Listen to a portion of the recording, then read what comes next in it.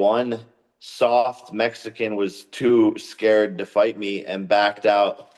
And then another big boxer couldn't hold up his end of the deal and had a draw with Lamont Roach, so we weren't able to fight.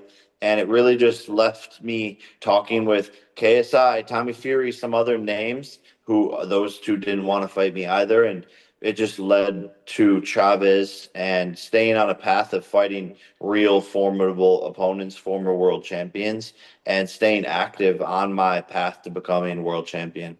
So Chavez Jr. has always carried that pressure of his father's legacy, right? Throughout his whole career, and I think it has affected them. Now his dad is saying that he's confident that this is the fight where you get handed your second loss. Is that an added pressure to Chavez Jr. to win this? Is that a factor you consider maybe dangerous as well? I mean, it's an added pressure for Chavez Jr., but he doesn't handle pressure well. The best thing his dad could do is lay off of him. He clearly doesn't see that his son has trauma around all of that stuff with him being an overbearing dad, right? I mean, his dad was talking more at the press conference. His dad wants this for his son more than his son wants it. And that's where the disconnect is. And I think that can create a lot of mental issues and insecurities that I'm going to expose on June 28th. He says that he will retire if he loses to you. He's going to be retired. Hey, so you kind of mentioned Canelo, not by name, but you did. He said that Chavez Jr., if he takes his fight seriously, he has a shot to beat you. So that's coming from someone who's criticized you a lot in the past. So is that a sign of respect? At least that's how I read it. And do you think a win here might finally get Canelo's real attention?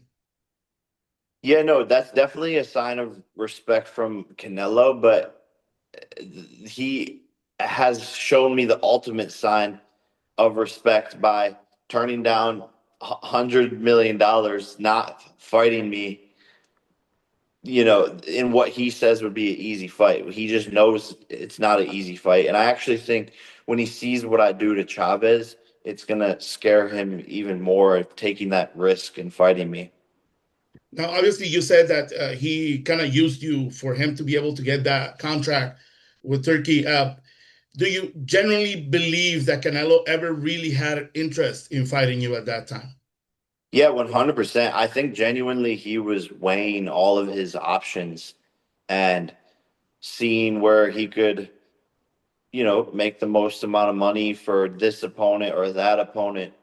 And ultimately, he chose a bunch of money for a no-name opponent, which is a smart business move because now the fight with me is still there, and at some point he can go and squeeze the juice out of the orange with me. But he got paid a bunch of money to fight a nobody in an event that no one cared about.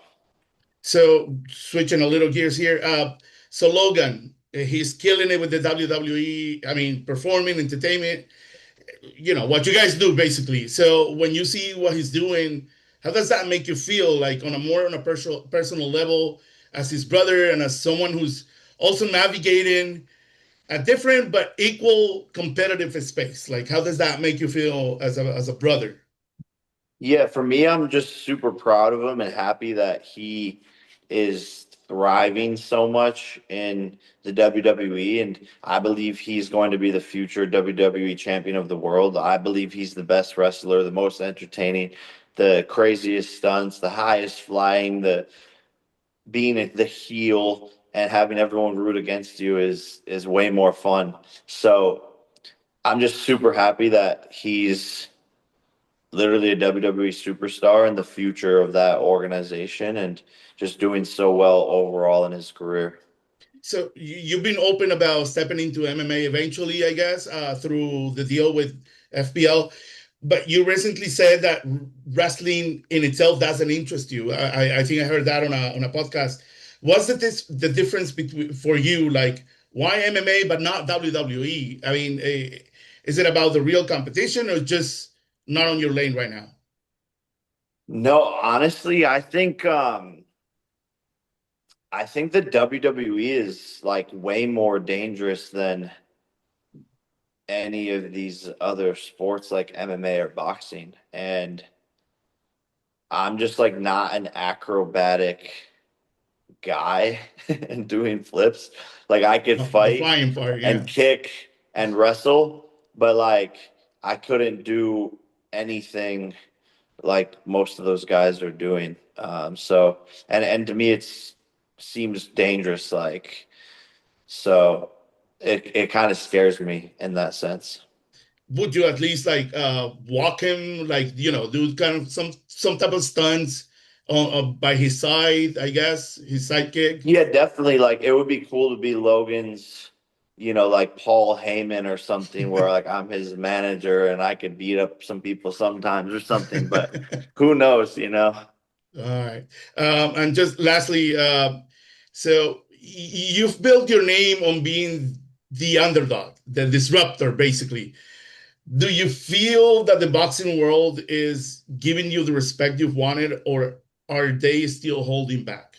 Because and I say this particularly for what happened with Mike Tyson. There was a lot of criticism after that.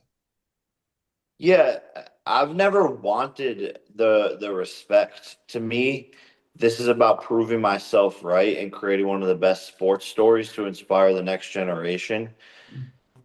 So just with that table set, I don't really pay attention to whatever the boxing world says. They're their own worst enemy. They shoot themselves in the foot.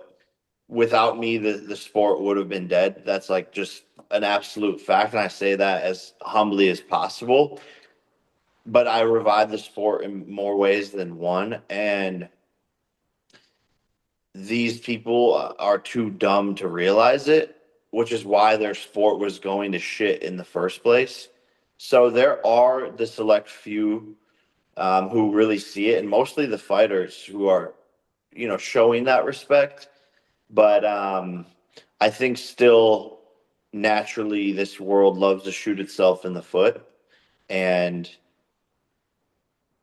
wants to continue to criticize me. But what we've realized is they obviously have no power or control or any weight behind it because I continue to do the biggest events, sign the biggest fighters, make the most impact, open the most amount of gyms across the world, more than any other fighter ever has. So the results are there, and then the stats and facts speak for themselves.